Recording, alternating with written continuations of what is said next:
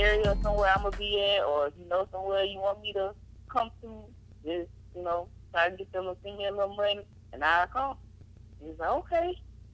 So Look, we'll let me ask you something. Because you're a performer, whether you realize it or not. You're a performer now. Ever since I first saw you perform your poetry, I've been a fan of yours.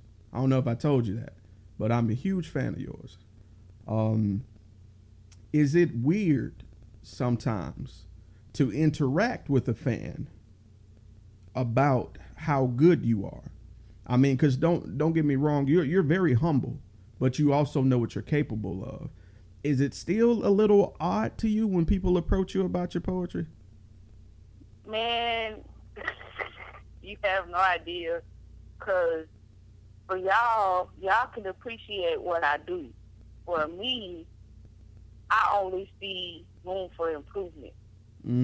So it's like when people come and show me so much love, it's like, okay, maybe it wasn't as bad as I thought it was. You know what I'm saying? Because me, I know how I practice it at home. Y'all don't. So it's like at home, there are times when, tears start rolling, or, just a little stuff happens. But it's like during the performance, I want to be this picture of perfection. So it's like I don't want none of the mishaps that happen at home to happen in front of the crowd. So when I get to a certain point where I know I usually cry at home, I try to pull it back. Y'all don't feel that moment when I feel it, but it's like, for me, I'm going through this head rush where it's like, I don't know if I'm taking away from the mood of the crowd, or if I'm still hiding, I guess you could say. Still trying to hide. Can I interject on that? Yes. Okay. Last time I seen you perform was at the Almanetta, right? Mm-hmm. And you did the piece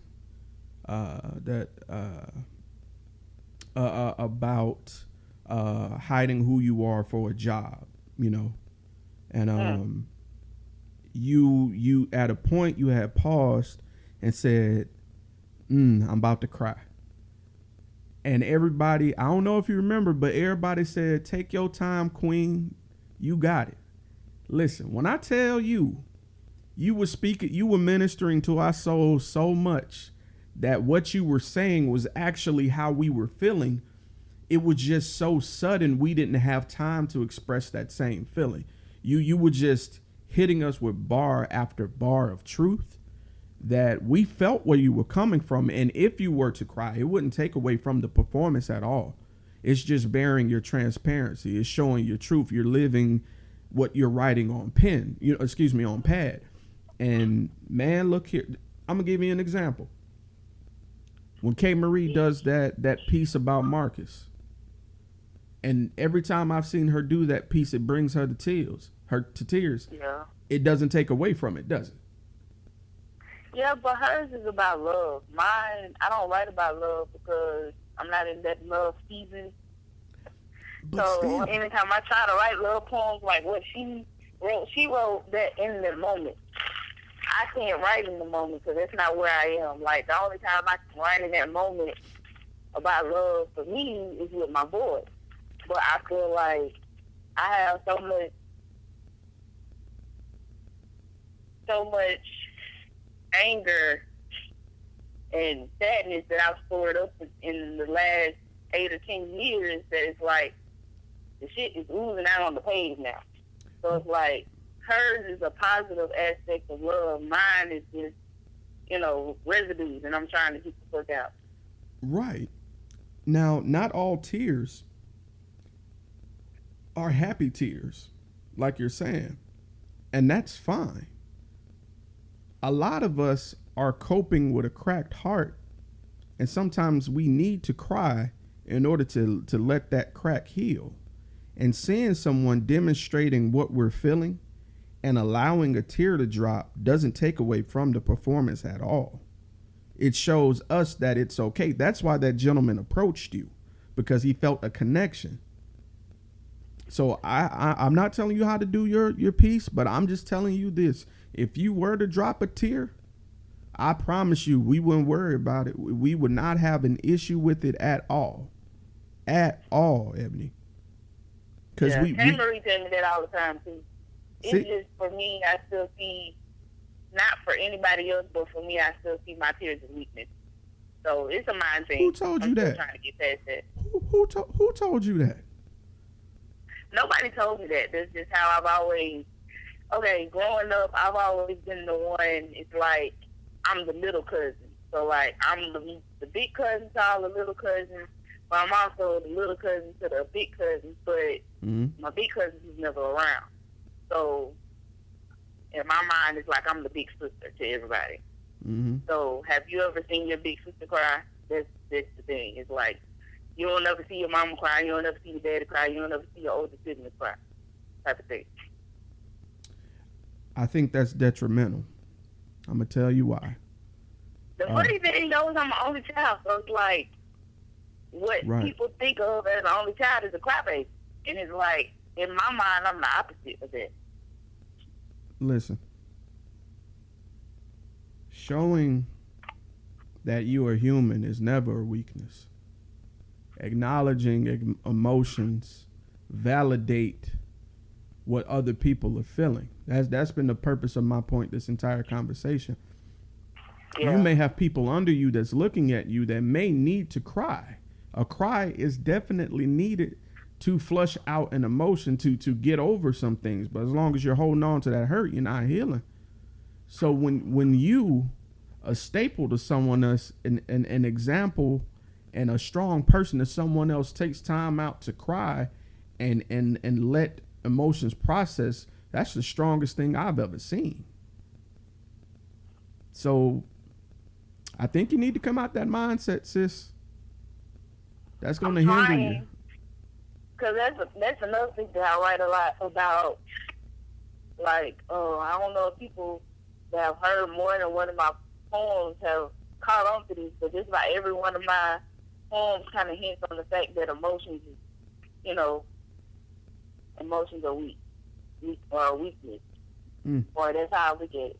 I think that's one reason why I kind of don't really gravitate towards females as much, because in my mind, for some reason, I see women as the less dominant.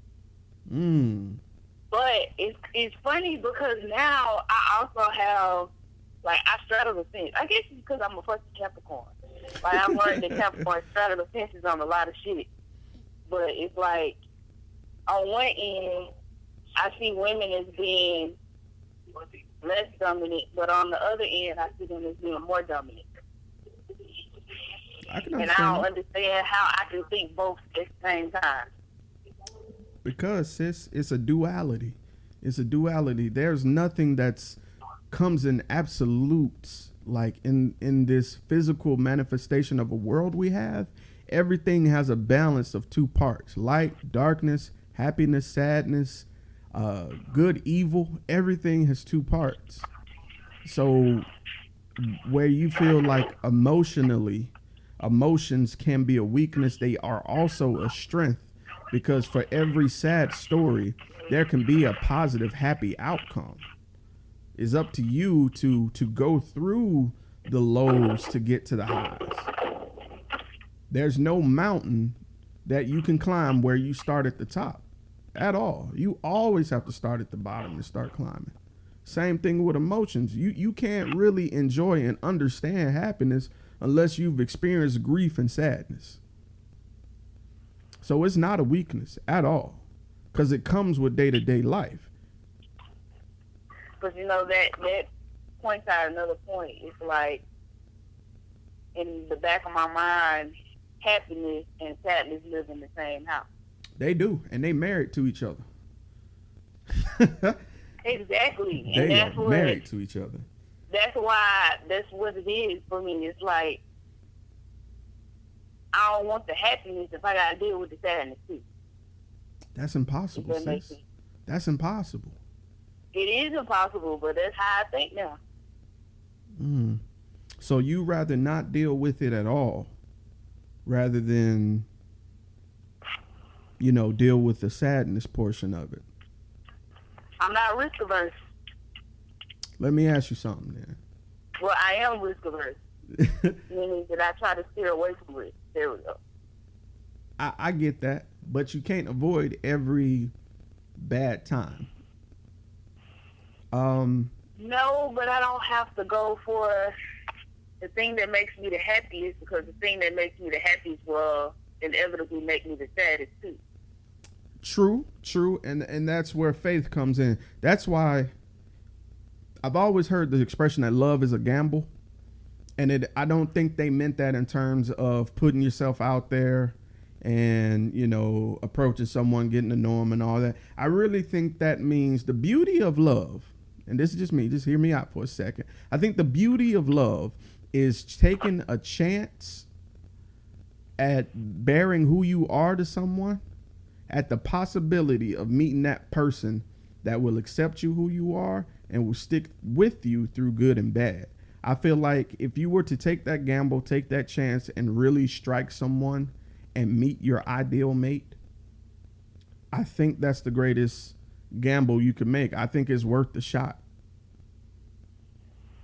It's like somebody playing the lottery but refuse to play the lottery because they don't want to spend the $5, but they want to win the money, but they don't want to spend the $5 to buy the ticket.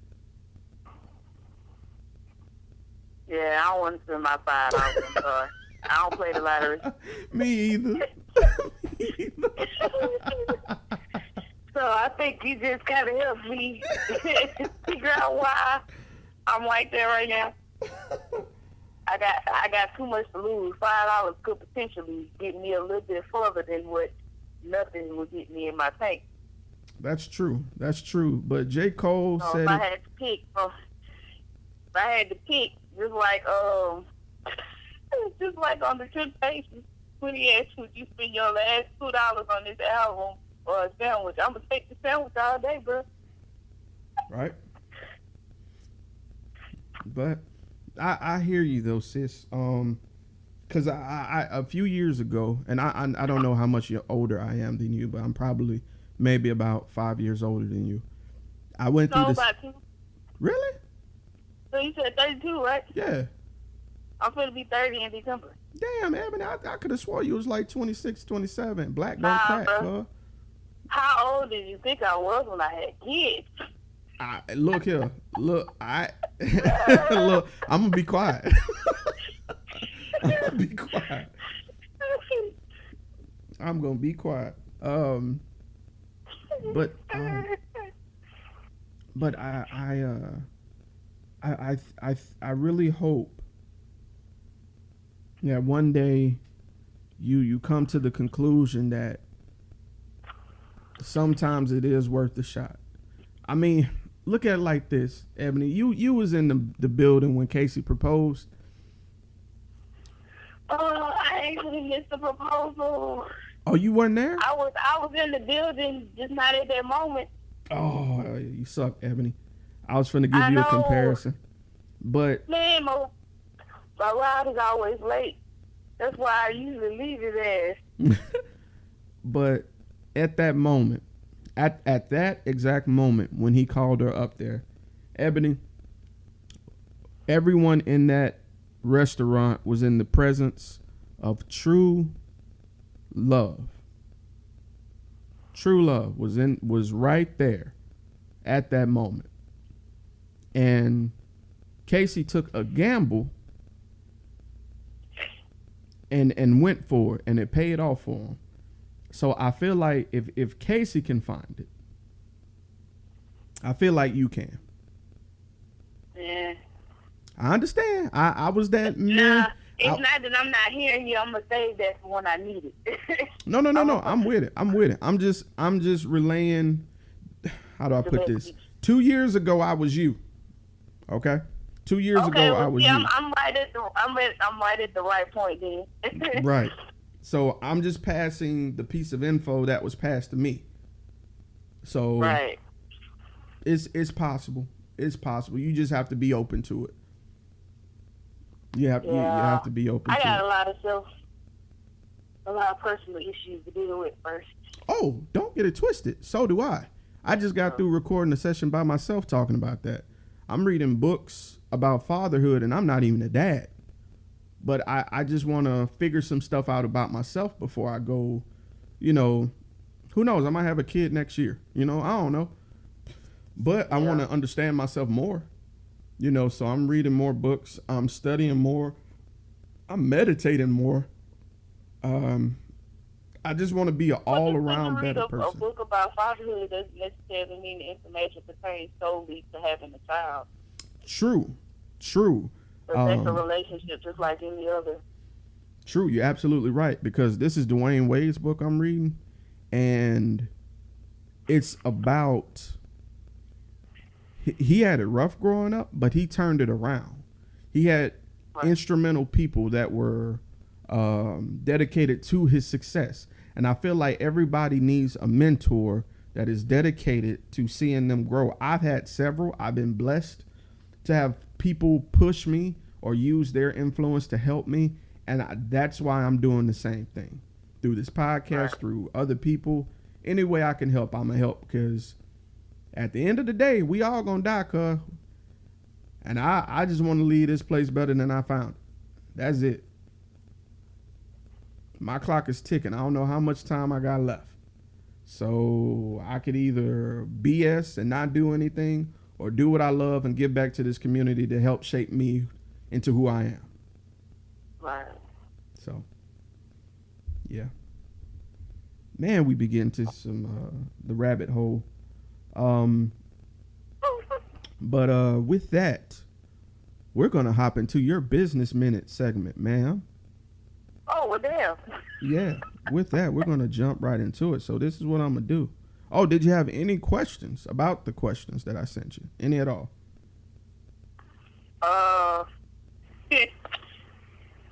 So I was trying to figure out what I was going to say.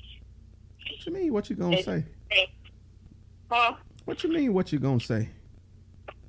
Because I'm technically unemployed. Like, well, you can talk about your poetry. See, that's the thing about a business minute.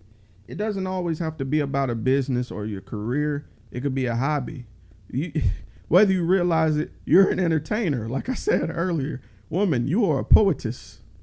You are a song maker. You are a muse. You're part of Black on Black Rhyme. Am I right? That's what I was going to say. It's not official until the initiation, so I'm technically... So I'll steer away from those words. I'll just say you're a poet. Yeah. That's what I was going to mention earlier. I didn't know if I could put that on, on the docket. Okay, no, we'll hold off on that, and that's cool. That's cool. But because I think they say it's looking like September, so I don't know if I can release that yet. My nigga, proud of you. I ain't signed no papers. Not yet. All right, so this is what I'm gonna do. I'm freelancing.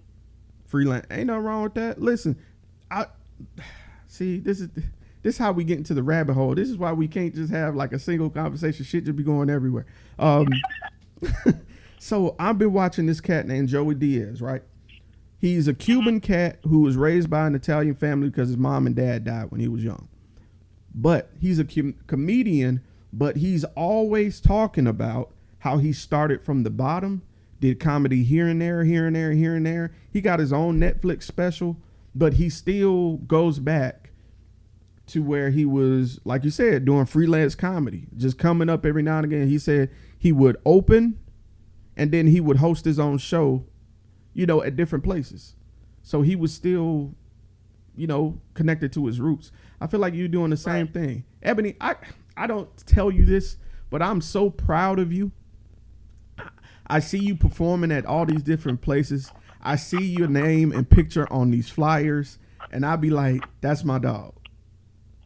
I've actually seen her perform before. Like, I'm legit proud of you. Like, I don't know if I ever told you that, but seriously, I am 100% proud of you, because I don't care what nobody say. You come from Mississippi to bless us in Mobile, and I still say you one of the top poets in Mobile. Well, damn. Okay. Real shit, because you elicit a response. It's so many people that I've seen go up and do poetry and the crowd be like, but when they hear you come up and you get up there and you speak, man, you capture everybody's attention. Every time.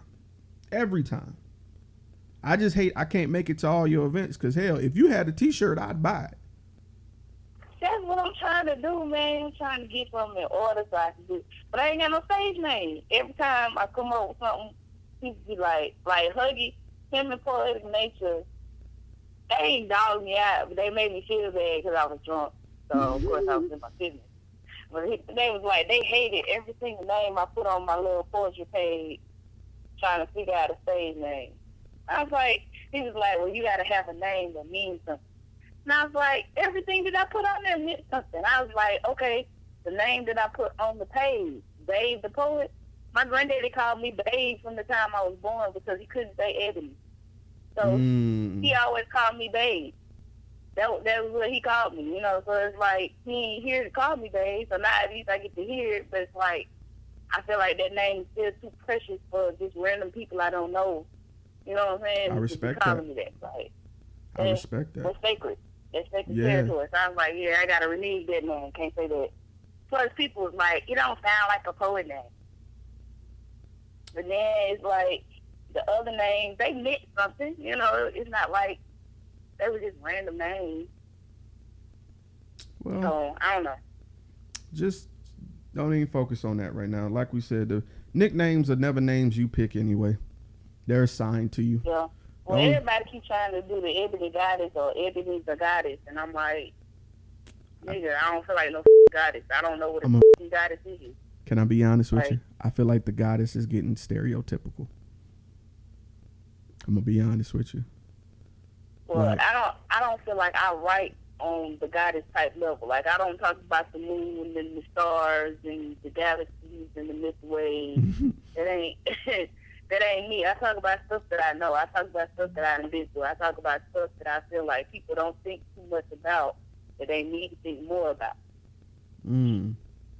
I feel that. I feel that. Your name will come to you indirectly. It'll fly to you and it'll stick.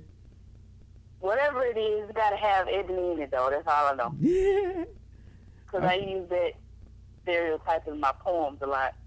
I don't use Ebony as, just myself. I use it as all black women.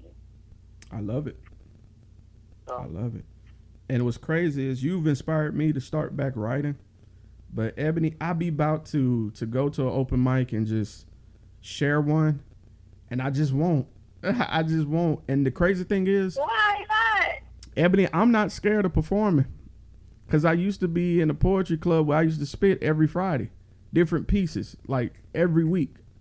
But I don't know.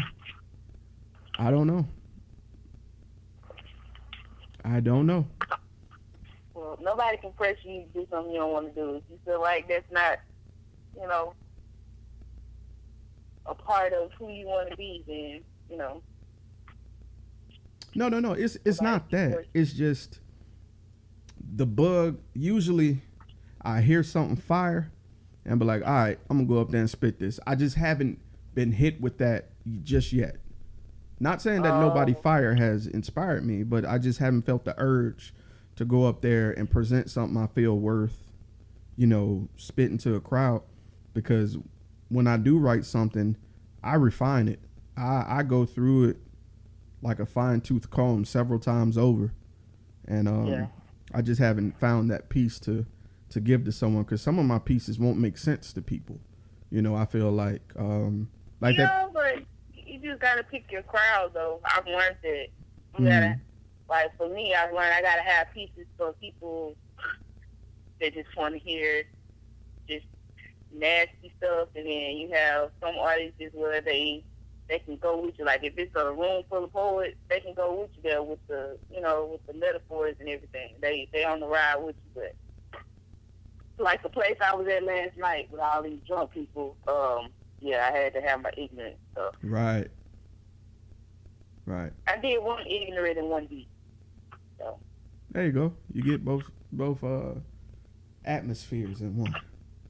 Yeah, but they was talking too much. And then some guy playing church music in the background while I was doing Dear Mama, and that really took me off. I was like, that's not even the mood for this song.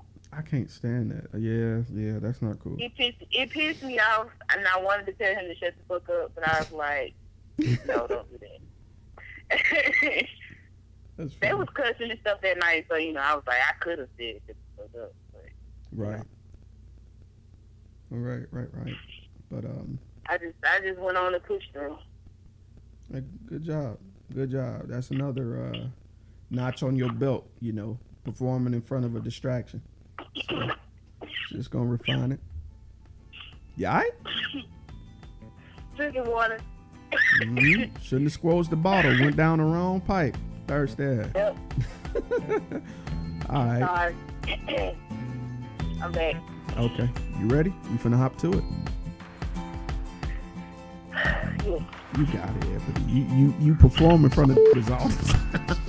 You got this, I promise. Right, and then I'm laying comfortably in my bed. So. That's good. A lot of times when I'm doing business minutes, people will go and stand next to the TV or in the kitchen and shit, and I can hear everything they doing. It's pissing me off. But I digress.